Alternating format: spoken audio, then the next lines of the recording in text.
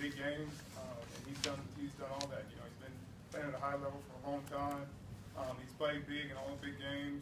You know, he played injured last week and had a phenomenal game. And I think, you know, all those things, you know, garnered the respect of a lot of people. When did you suspect in that first game that they just weren't going to throw him? I never suspected that. I guess when it was over. You know, but that's not something you think about during the game or something you know, you just play every play like the ball's coming your way, and you know, at the end of the day, you can let the chips fall where they may, and what happens happens. And you know, How surprised? Not really. I got a few tackles in that game. You know, I was in on a few run game plays. So I had a good time. Thank you. Were you surprised by that? Do you expect? Were you surprised by that? And do you expect them to come your way? I wasn't. You know, I'm not surprised either way. But yeah, you know, I expect them to execute their game plan, whatever that may be. Not sure what they're going to do. You bring like a magazine or a book out there in case. Yeah, I might have to work on that. Probably not the NFC Championship, but you know, we'll work on that another time. Richard, after the game, there was video with you with Aaron after the game. You guys had a short conversation. It appeared that you asked him if he avoided you, and he said, "Yup." Is that how you remember the conversation after the game? Did he acknowledge that he avoided you? I honestly don't remember. Okay. Yeah, I don't remember. Sorry. In those situations, you have to resist the urge to go outside your realm of responsibility to try and make a play. Yeah, definitely. You got to resist the urge to gamble and to try to force things to happen, to try to force them over there. You know, I think when I was younger, I used to do that a little more than I do now. Now I just, you know, do my job and let things happen that are going to happen. But yeah, you got to resist the urge to try to get involved elsewhere, because you know that's how you get your team beat, and it's kind of a selfish play. When Cam Chancellor's playing like he was last week, what does that do for the defense? It brings us to another level. It brings us to another level of play. I think last year in the playoffs he played at an extraordinary level, and I don't think he got the respect he deserved then for how he was playing. I think he had an interception in Frisco. He played lights out against the Saints. He played lights out in the Super Bowl, interception, and you know I think a lot of people thought he was getting MVP of that game.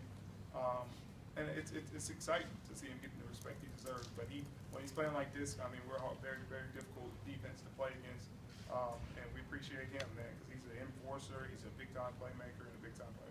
Whether they throw to you or not, what have you noticed about Green Bay, the way that they're using their personnel on offense and trying to keep defenses off balance? I think they're unique in how they use Randall Cobb. I think it's a little bit. It's kind of the way Minnesota used to use Percy. They used to, you know, use him out wide. They put him in the slot. They put him at running back. And they do the same things with Cobb. I think they also Adams they begin using a little more. You know, Jordy they're using the same way. They like him on the back shoulder. They'll throw him a deep ball here and there and throw him slants. And they're getting their tight ends involved a little more in the red zone. So, Richard, I know there's a few games left this season, but how would you compare and contrast this defense over the last several years with the Bears in the '80s and the Steelers in the '70s? I honestly don't know if you can. You know, different set of rules that we got to play under than they had to play under. You know, I said it before. You know, they could rough a quarterback up pretty good throughout a game, and nowadays if you blow on them too hard, you're probably going to get kicked up the end. So it's hard. It's a hard comparison to make. You know, I think the Steelers had a fantastic secondary, D-line, and that intimidation factor of hitting the quarterback, clotheslining him, you know, picking him up and dropping him, you know, stuff like that. You know, they're human.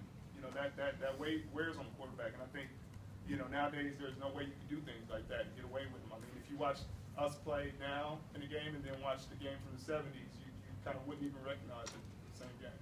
What about what you guys have been able to do with how you play press coverage in the first two runs of the playoffs? There's been a lot more holding and defensive holdings and pass interference. You didn't get a lot of them, but are the playoffs being officiated any differently in that regard?